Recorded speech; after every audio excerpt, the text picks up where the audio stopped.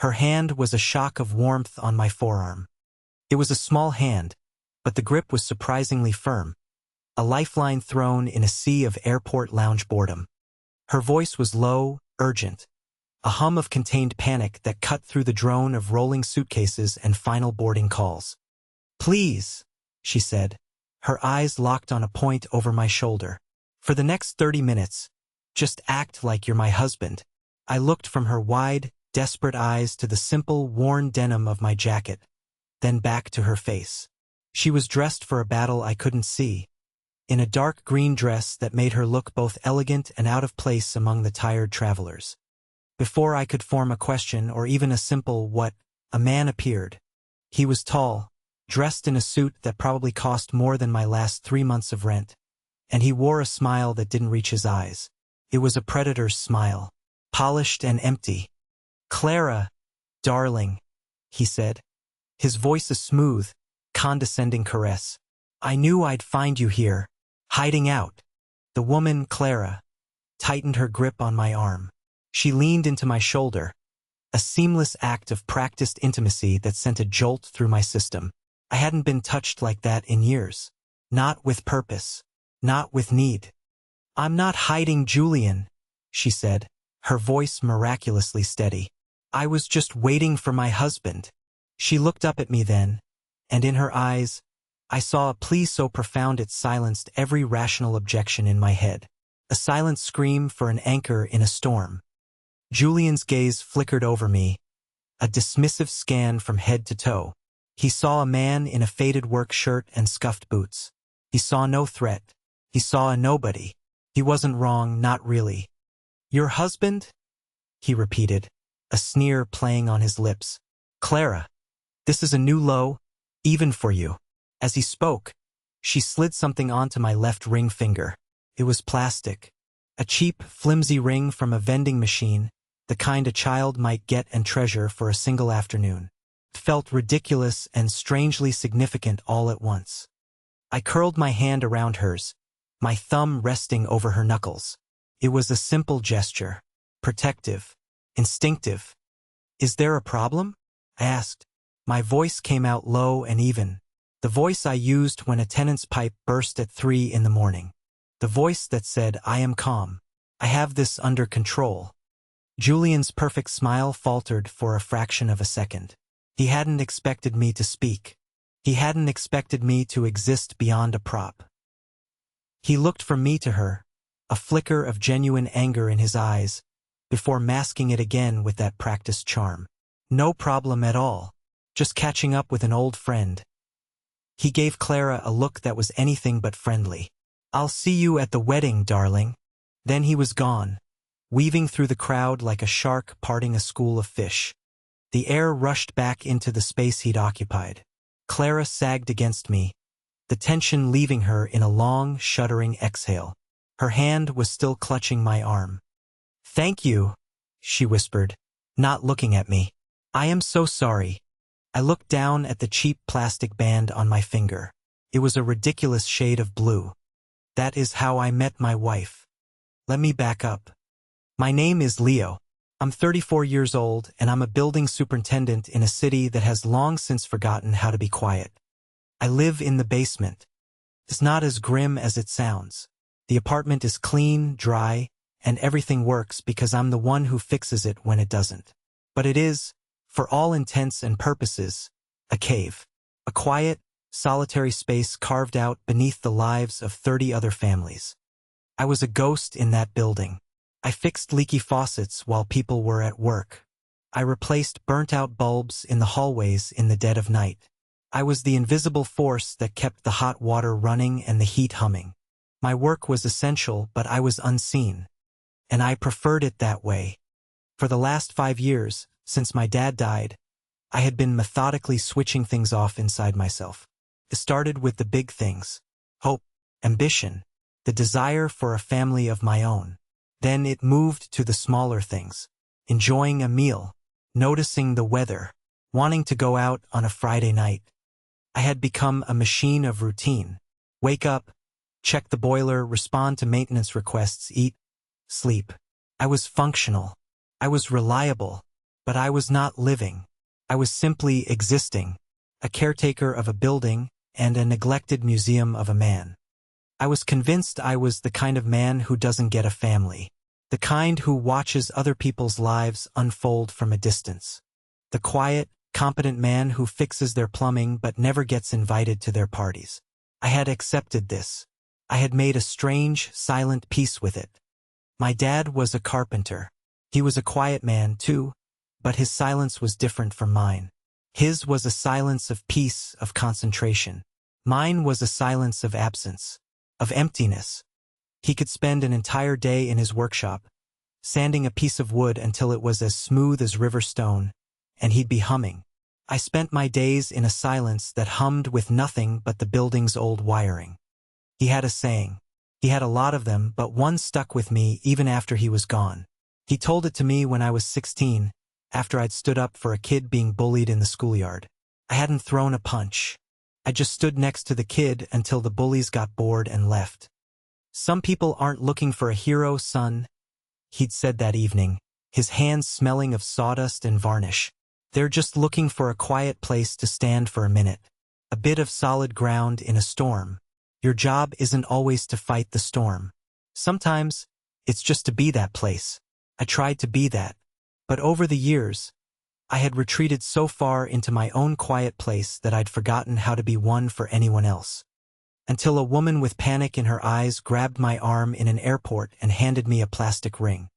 She finally let go of my arm and pulled away, wrapping her arms around herself. I should not have done that. I'm so sorry. I panicked. It's okay, I said. He seemed like a guy worth panicking over. A small, grateful smile touched her lips. You have no idea, she looked at my hand. Oh God, the ring. I'm sorry. It was in my bag.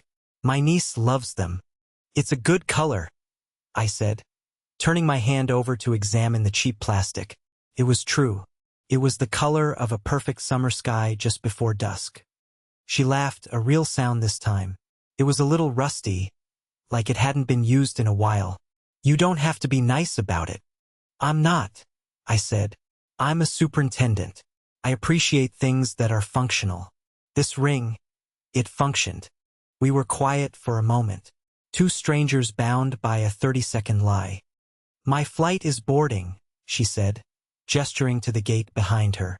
I should go. Okay. She hesitated. He's going to be there.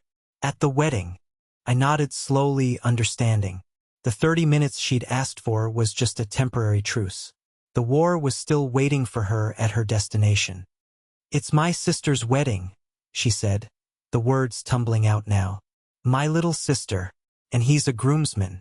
He's my ex, Julian. We dated for 2 years. It ended badly. Very badly. She took a deep breath, steeling herself. He's told everyone, my family, our friends, that I'm unstable, that I was possessive and jealous, and that I broke his heart. The truth is, he was cheating on me, with multiple women. When I found out and ended it, he couldn't stand the loss of control. So he decided to destroy my reputation. I listened. It was my best skill. Just listening. He's charming, she continued, her voice laced with a bitterness that sounded painfully earned. Everyone loves Julian. He's convinced half my family that I'm the villain in this story.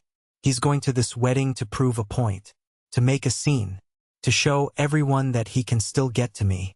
And if he ruins my sister's day to do it, he won't care. It will just be more proof of how crazy I am. She was protecting her sister. That was the heart of it. She was willing to walk into a firestorm and be seen as the bad guy, just to keep the flames away from someone she loved.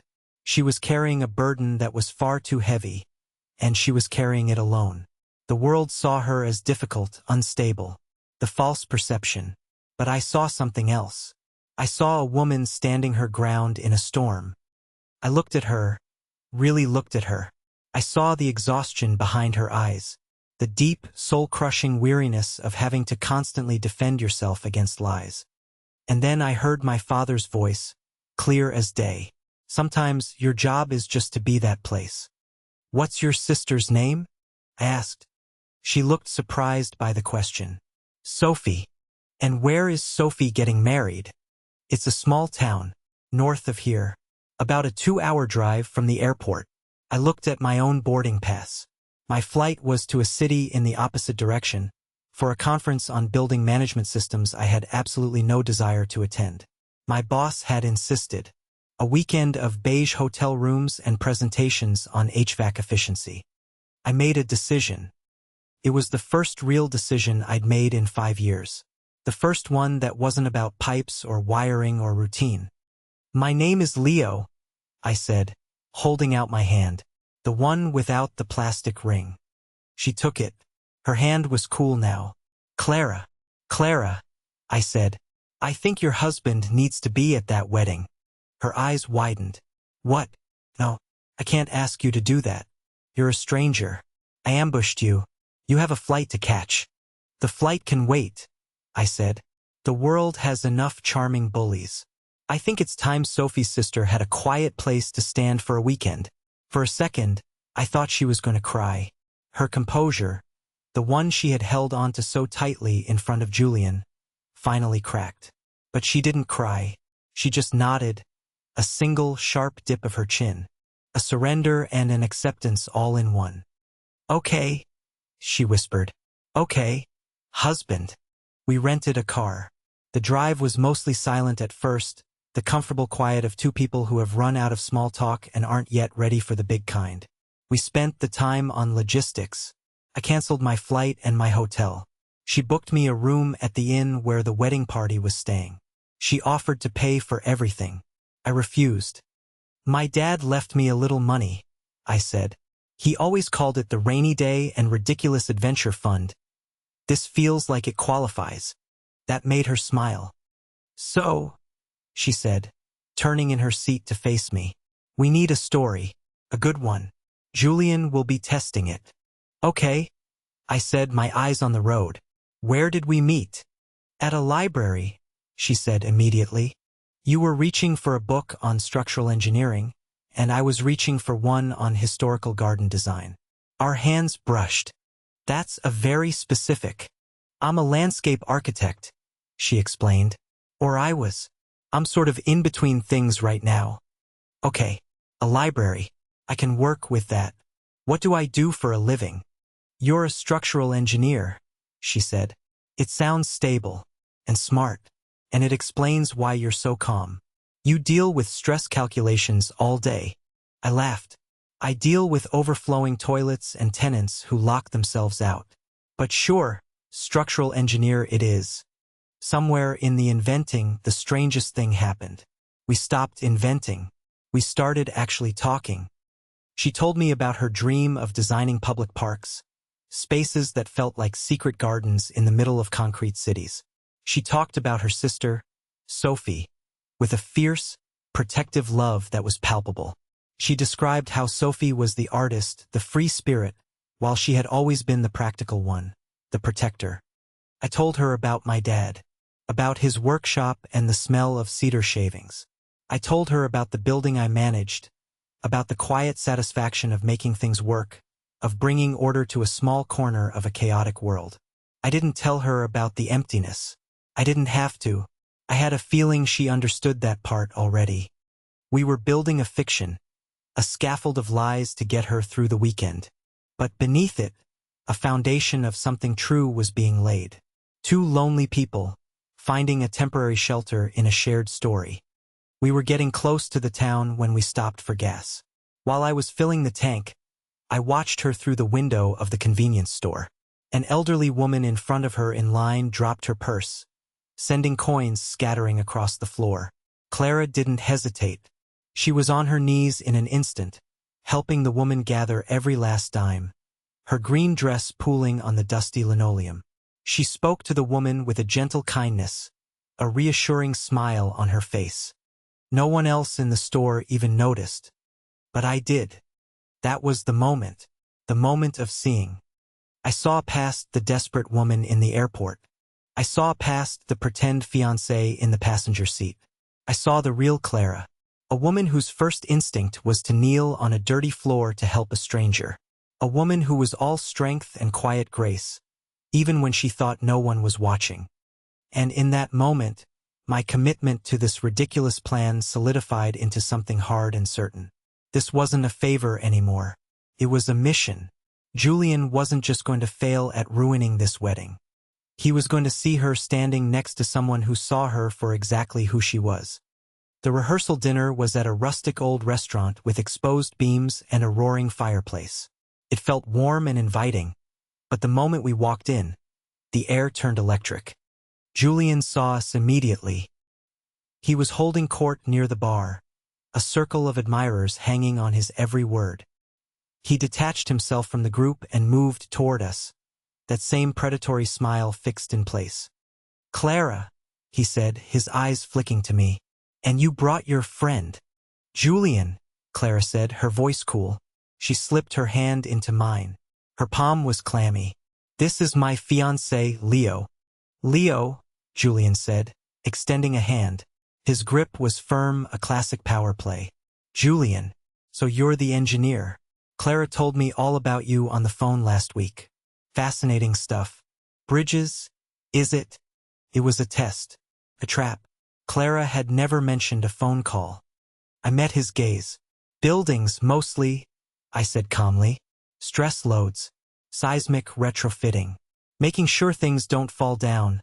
I squeezed Clara's hand gently. "I have a thing for protecting valuable structures." Julian's smile tightened. "Point to Leo." Clara's parents approached then. Her mother was a bundle of nervous energy, her eyes darting between Clara and Julian. Her father was a quiet man who looked perpetually uncomfortable. "Clara, dear," her mother said, giving me a skeptical once-over. "Julian was just telling us about his promotion." "That's wonderful," Clara said, her tone flat. "And this is?" her father asked, looking at me. "This is Leo," Clara said, lifting our joined hands. "My fiancé." Her mother's jaw went slack. Her father just blinked. The false perception Julian had built was working perfectly. To them, this didn't look like a new love. It looked like a desperate, impulsive act from their unstable daughter. "Fiancé?" her mother repeated, the word sounding like an accusation. "Clara, can we talk for a moment? In private. Anything you have to say to Clara, you can say to me," I said, stepping forward slightly. I kept my voice soft, reasonable. It wasn't a challenge. It was a statement of fact. We are a unit. The evening was a series of small battles like that. Julian would circle back, trying to catch us in a lie. An aunt would ask a pointed question about how long we'd been together. A cousin would make a joke about whirlwind romances. Through it all, I stayed by her side. I was calm. I was steady. I was a quiet, unshakable presence. I answered their questions with simple, boring truths mixed into our fiction. I refilled her water glass. I touched the small of her back when we walked through the room. I was her anchor. I was being the solid ground. Later that night, standing outside her hotel room, the pretense fell away. "Thank you," she said, her voice thick with emotion. "I don't think I could have gotten through that alone. You were amazing," I told her, and I meant it. "You were strong, and you didn't let any of them see you crack." "I was terrified," she confessed. "Every second." "I know," I said, "but you did it anyway." She looked up at me, her eyes searching my face. "Why are you doing this, Leo? Why are you being so kind to me?" It was a fair question, a question I had been asking myself. "My dad was a carpenter," I began, the words feeling clumsy. "He taught me that some things are just worth fixing, that some structures are worth saving." You feel like a structure worth saving, Clara?" It was a terrible metaphor, clunky and weird, but it was the truest thing I could think of. She didn't laugh. She just nodded, a tear finally escaping and tracing a path down her cheek. "My room is just down the hall," I said, gesturing awkwardly. "If you need anything." "Okay," she whispered. I turned to leave, but her voice stopped me. "Leo." I turned back. "You can keep the ring," she said, "for the weekend." I looked down at the ridiculous blue plastic on my finger and smiled. wouldn't dream of taking it off. The wedding day was beautiful, a perfect autumn afternoon. The ceremony was outdoors, by a lake, with golden leaves drifting down around them. Sophie, the bride, was radiant, and through the whole ceremony I watched Clara. She watched her sister with such pure, unadulterated joy. All the tension and fear seemed to melt away from her. In that moment, she wasn't Julian's ex or the family problem. She was just a sister, overflowing with love. But the truce never lasts. The reception was where Julian had planned to make his stand. It was a high-stakes event, the culmination of his campaign of whispers and lies. After the main course, he stood up, tapping a knife against his champagne flute. The best man had already given his toast. Julian was not on the schedule, but no one was going to stop him. He was Julian, after all. Charming, confident Julian. "I'd just like to say a few words, if I may," he said, beaming at the bride and groom. He then turned his gaze slowly and deliberately to our table, to Clara. The room fell silent. "I've known this family for a long time," he began, his voice dripping with false sincerity, "and I've shared some very special moments with them, especially with the maid of honor." A nervous murmur went through the room. I felt Clara tense beside me, her hand gripping her napkin under the table until her knuckles were white. "Clara and I," he continued, savoring the drama, "we had something electric, a once-in-a-lifetime passion. She's a woman of incredible intensity. Sometimes that intensity can be overwhelming. It can lead to difficult decisions. He was doing it, right there in front of everyone, painting her as the crazy ex, the difficult woman. He was poisoning her sister's wedding with his venom, and framing it as a heartfelt toast. I could feel the stares of 100 guests on her. I could feel their judgment, their pity, their morbid curiosity. I saw her shoulders slump, the weight of it all finally about to crush her. And my father's voice was there again. "Your job isn't to fight the storm. It's to be the place to stand." I didn't say a word. I didn't stand up and yell at him. I didn't cause a scene. I simply stood up. I walked around the table to where Clara was sitting. I held out my hand. She looked up at me, her eyes wide with confusion and fear. "Dance with me," I whispered, just for her. She placed her hand in mine. It was trembling. I led her to the small wooden dance floor. Julian was still talking, his voice faltering now as he watched us. He hadn't accounted for this, for quiet defiance. I nodded to the band leader, a man with a kind face. "Can you play something slow?" I asked him quietly. "Anything." He nodded, and a moment later, the soft notes of a simple ballad filled the room. I pulled Clara close, one hand on her waist, the other holding hers.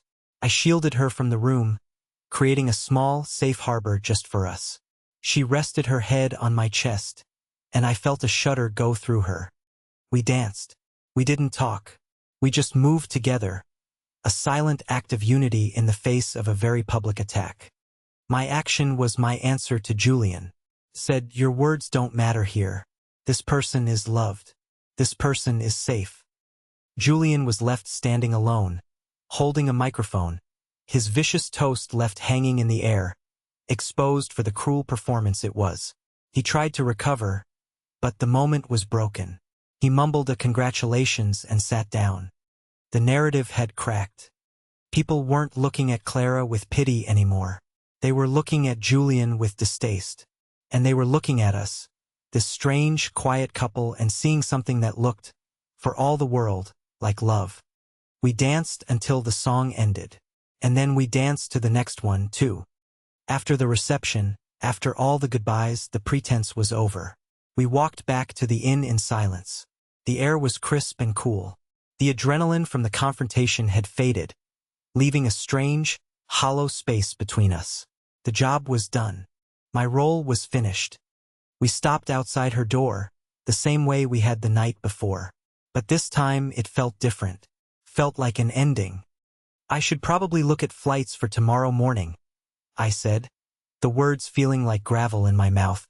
"Get back to my basement." The thought of it, of that quiet, empty space, sent a pang of something sharp and painful through my chest, an emotion I hadn't felt in years. Loss. Leo, she said, her voice barely a whisper. This wasn't pretend for me, Clara, I said, the words rushing out before I could stop them. Somewhere between the library and the dance floor, it all started to feel real. I don't want to go back to my basement. Not if it means going back to the way I was before I met you. It was a confession, a raw, terrifying piece of my own buried heart. She looked at me, and her own confession was in her eyes. It became real for me too, she said, when you asked me to dance. No one has ever stood up for me like that. Not with anger, but with quiet, with grace. You didn't try to be my hero. You were just there. A solid place to stand. She took a step closer. I don't want you to go back to your basement either. And then her phone buzzed. It was her sister, Sophie. Clara answered, her face a mixture of hope and apprehension. I watched her listen, her expression shifting. She knows, Clara said after she hung up, a look of dazed relief on her face. Sophie, she confronted Julian after you and I left. He got defensive and he slipped up. He admitted it. He admitted all of it. He'd been sending her texts for weeks, trying to turn her against me. The truth was out. The vindication was hers, and she hadn't had to fight for it. It had come to find her, all because a quiet man had asked her to dance. She didn't have to pretend to be strong anymore. She could just be. So, I said, my heart hammering in my chest. What now? Clara reached out and took my hand, the one with the silly blue ring. Now, she said, a real, beautiful smile spreading across her face. I think you should come in. My fiancé and I have a lot to talk about. At 1 month, she was helping me paint the walls of my basement apartment. We chose a warm, sunny yellow. It was no longer a cave. It was becoming a home. At 6 months, her drafting table took up half the living room. It was covered in sketches of parks and gardens, her dreams taking root right there in my life. The smell of graphite and paper mixed with the scent of the coffee I'd make for her every morning. I had never been happier to lose space. At 9 months, we took a trip to my dad's old workshop, which I'd kept locked up since he died. I swept away the cobwebs and planed a piece of dark, rich walnut wood he had saved for a special project. Clara just sat and watched me, her presence a quiet comfort in a place full of ghosts. At 1 year to the day, I took her back to the airport. Not to the departures terminal, but to the arrivals lounge, where families waited and hugged and cried with joy. I got down on one knee, in the middle of the noise and the chaos. I took the little piece of polished walnut, which I had spent months shaping and sanding into a simple, perfect ring, from my pocket. Clara, I said, my voice shaking just a little. The last time we were here, you asked me to pretend for 30 minutes. I'm asking you to make it real for the next 50 years. Maybe more. I slid the wooden ring onto her finger. Fit perfectly. She pulled me to my feet and kissed me, right there in front of everyone. Orealkish. No pretense. No fear. I went to that wedding thinking I was doing her a favor, a shield, a quiet place to stand for a weekend. I thought I was the one saving her. But the truth is, I was the one who needed saving. I was a ghost in a basement, a man who had methodically turned off every light inside himself, a man who had stopped wanting anything because wanting hurt too much. I was convinced my life was destined to be a solitary one, spent in the service of other people's comfort, never my own. Clara didn't just let me be her pretend husband. She saw me, the real me, the quiet, competent man who was hiding from the world. She didn't ask me to change or to be louder or to be a hero. She just stood with me in the quiet, and in doing so, she brought me back to life. She was the one who opened the door to my cave and flooded it with sunlight. She was the one who saved me from the ghost I was becoming. The world is full of people who get written off. The quiet ones, the misunderstood ones, the ones who carry their burdens in silence. We walk past them every day. But sometimes, if you stop and you really look, you see their strength. You see the person who will kneel on a dirty floor for a stranger, the person who will walk into a fire to protect their family. My father was right. Sometimes you just have to be a quiet place for someone to stand. A bit of solid ground in their storm. What I didn't know, what he never told me, is that sometimes, if you're lucky enough, that person turns around and builds you a home right there on that solid ground. They don't just stand with you. They become your home.